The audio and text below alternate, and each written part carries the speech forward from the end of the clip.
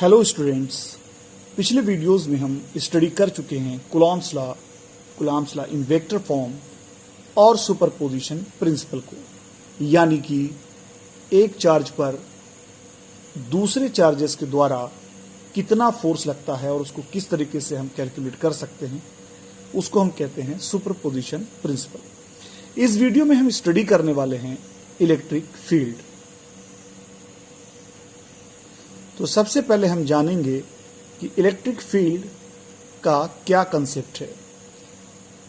Coulomb's law में हम पढ़ चुके हैं कि दो चार्जेस के बीच में जो फोर्स लगता है, मान लीजिए हमारे पास एक चार्ज Q है और एक हमने बहुत स्मॉल सा चार्ज यानी कि स्मॉल q जो है कंसिडर किया, और इस Q से स्मॉल q के बीच की जो डिस्टेंस है वो मान लीजिए r है, और इसका डायरेक्शन कैपिटल Q से स्मॉल q की तरफ हमने लिया है, यानी वेक्टर r।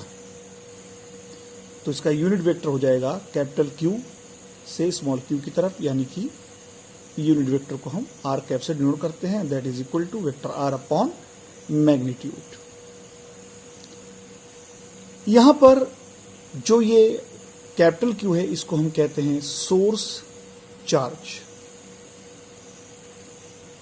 और जो स्मॉल q है इसको हम कहते हैं टेस्ट चार्ज। तो यहां पर इन दोनों चार्जेस के बीच में जो फोर्स होगा according to Coulomb's law, that is equal to F equal to 1/4 pi epsilon naught, और दोनों का जो प्रोडक्ट होगा Q अपॉन R स्क्वायर। अगर हम वेक्टर फॉर्म में लिखना चाहें तो हम इसको लिख सकते हैं वेक्टर F, इसको मल्टीप्लाई करना पड़ेगा हमें यूनिट वेक्टर से, तो ये हमारा वेक्टर फॉर्म में चार्ज निकल आएगा। लेकिन यहां पर एक क्वेश्चन अराइज होता है कि अगर Q पर जो स्मॉल q पर यानी टेस्ट चार्ज पर जो सोर्स चार्ज फोर्स लगा रहा है, अगर यहां पर हम सोर्स चार्ज को रिमूव कर दें तब इस चार्ज पर फोर्स Q नहीं लगता। इसका मतलब ये हुआ कि कहीं ना कहीं चार्ज के चारों तरफ कोई ऐसी चीज मौजूद है जो दूसरे चार्ज पर एक फोर्स क्रिएट करती है।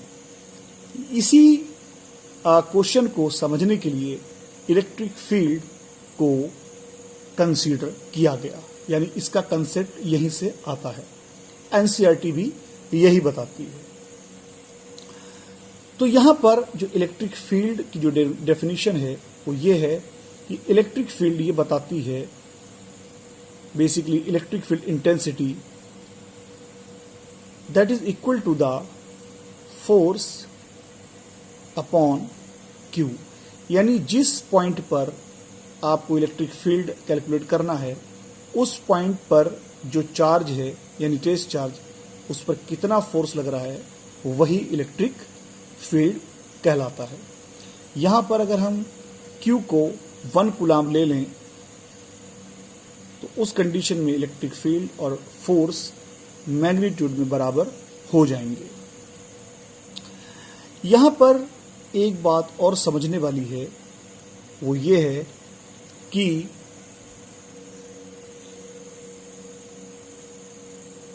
जो सोर्स चार्ज है वो अपने चारों तरफ एक इलेक्ट्रिक फील्ड जनरेट करता है और उससे इंटरेक्शन होकर Q पर फोर्स लगने लगता है। लेकिन यहां पर क्वेश्चन ये भी अराइज होता है कि क्या टेस्ट चार्ज भी इलेक्ट्रिक फील्ड जनरेट करेगा? बिल्कुल करेगा।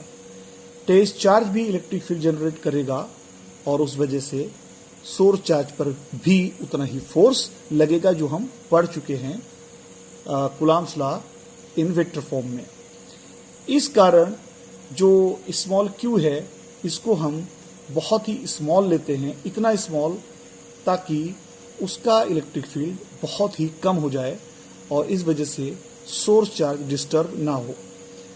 इस कारण सोर्स चार्ज को किसी अनजान फोर्स से अपनी जगह पर रखना होगा। तो यहाँ पर बेसिकली हम कह सकते हैं कि इलेक्ट्रिक फील्ड जो होता है intensity that is equal to limit Q tending to 0 vector F upon Q, यानी Q इतना छोटा हो जाए कि लगभग वो 0 तक पहुंच जाए। उस कंडीशन में इलेक्ट्रिक फील्ड को कैलकुलेट करना बहुत ज़्यादा इजी हो जाएगा प्रैक्टिकली। अगर हम यहाँ पर Q को स्मॉल ना लेकर बल्कि थोड़ा सा उसकी मैग्नीट्यूड ज़्यादा ले लें, क्या उस कंडीशन में इलेक्ट्रिक फील्ड कैलकुलेट एक्यूरेटली नहीं हो पाएगा? बिल्कुल हो जाएगा, क्योंकि यहाँ पर अगर हम Q को बड़ा लेंगे तो उस कंडीशन में फोर्स जो है वो हमारा हो जाएगा F इक्वल टू QE।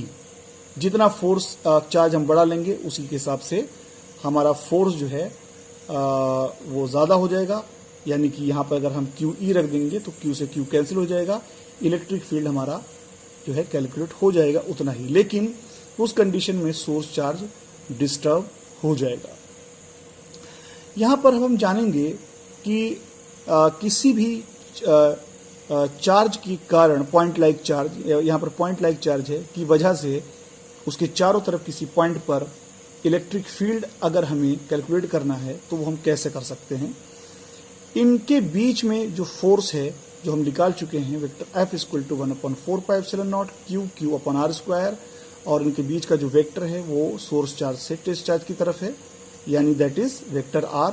लेकिन यहाँ पर हमने यूनिट वेक्टर से इसको मल्टीप्लाई कर दिया, और यूनिट वेक्टर आपको मैं बता चुका हूँ होता है वेक्टर अपॉन उसका मैग्नीट्यूड। तो इसको हम इक्वेशन 1 मान लें और यहाँ पर इसको इक्वेशन 2 मान लें। तो यहाँ पर इलेक्ट्रिक फील्ड हो जाएगा, F की जगह हम रख दें,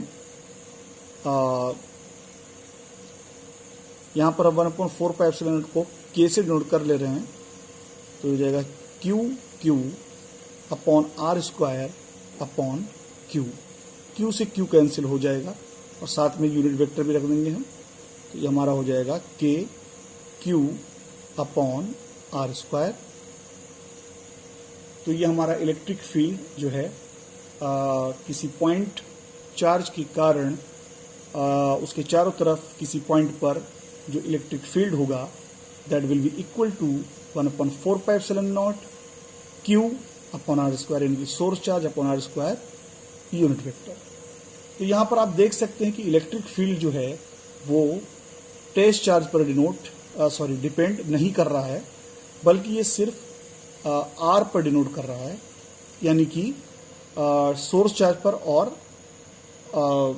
उनके बीच की डिस्टेंस पर। यानी कि इसका मतलब ये हुआ कि अगर हम एक सोर्स चार्ज लें तो उसके चारों तरफ अगर सिमेट्रिकली देखें, अगर हम एक स्फीयर बना दें तो स्फीयर चूंकि सोर्स चार्ज से स्फीयर के हर एक पॉइंट के बीच की डिस्टेंस बराबर होगी, तो हर जगह इलेक्ट्रिक फील्ड मैग्नीट्यूड में बराबर हो जाएगा। यहाँ पर एक पॉइंट और समझने वाला है कि अगर हमारा चार्ज पॉजिटिव है तो उस कंडीशन में जो इलेक्ट्रिक फील्ड होगा वो आउटवर्ड होगा, यानी बाहर की तरफ होगा, और अगर हमारा चार्ज नेगेटिव है तो इनवर्ड इलेक्ट्रिक फील्ड, इनवर्ड यानी अंदर की तरफ होगा। तो ये जो है यहाँ पर 3 पॉइंट जो हैं वो बड़े इम्पॉर्टेंट है याद करने लायक। कि पहली बात ये है कि जो इलेक्ट्रिक फील्ड होता है ड्यू टू पॉइंट चार्ज, उसकी वजह से जो किसी भी पॉइंट पर, उसके चारों तरफ किसी भी पॉइंट पर जो इलेक्ट्रिक फील्ड होगा वो टेस्ट चार्ज पर डिपेंड नहीं करेगा, क्योंकि फोर्स जो है वो चार्ज के प्रोपोर्शनल होता है। तो यहाँ पर अगर आप रखेंगे तो हमारा Q कैंसिल हो जाएगा और इलेक्ट्रिक फील्ड की वैल्यू मिल जाएगी। लेकिन हम टेस्ट चार्ज को इसलिए स्मॉल लेते हैं ताकि हमारा सोर्स चार्ज डिस्टर्ब ना हो, क्योंकि अगर टेस्ट चार्ज को हम थोड़ा बड़ा ले लेंगे, यानी उसका अगर मैग्नीट्यूड ज़्यादा होगा तो वो सोर्स चार्ज को डिस्टर्ब कर देगा, क्योंकि अगर मैग्नीट्यूड ज़्यादा है सोर्स चार्ज का तो वो भी स्ट्रॉन्ग इलेक्ट्रिक फील्ड क्रिएट करेगा। दूसरा पॉइंट यहाँ पर यह है कि पॉजिटिव चार्ज जो होता है उसकी वजह से जो इलेक्ट्रिक फील्ड होगा वो आउटवर्ड यानी बाहर की तरफ होगा उसका डायरेक्शन, जबकि नेगेटिव चार्ज जो है वहां पर इलेक्ट्रिक फील्ड जो है इनवर्ड होगा अंदर की तरफ। तीसरा पॉइंट ये है कि इलेक्ट्रिक फील्ड जो होता है किसी भी पॉइंट पर वो डिस्टेंस पर डिपेंड करता है, ना कि टेस्ट चार्ज पर। और इलेक्ट्रिक फील्ड का जो डायरेक्शन होगा वो फोर्स के डायरेक्शन के अलोंग होगा, यानी जिधर फोर्स का डायरेक्शन होगा उधर ही इलेक्ट्रिक फील्ड का डायरेक्शन होगा। तो मुझे उम्मीद है कि आपको ये डेरिवेशन समझ में आया होगा, सारे पॉइंट समझ में आए होंगे। और नेक्स्ट वीडियो में हम अगले टॉपिक्स को कवर करेंगे। और आपसे रिक्वेस्ट है कि मेरे वीडियो को लाइक करें और चैनल को सब्सक्राइब करें। Thank you so much.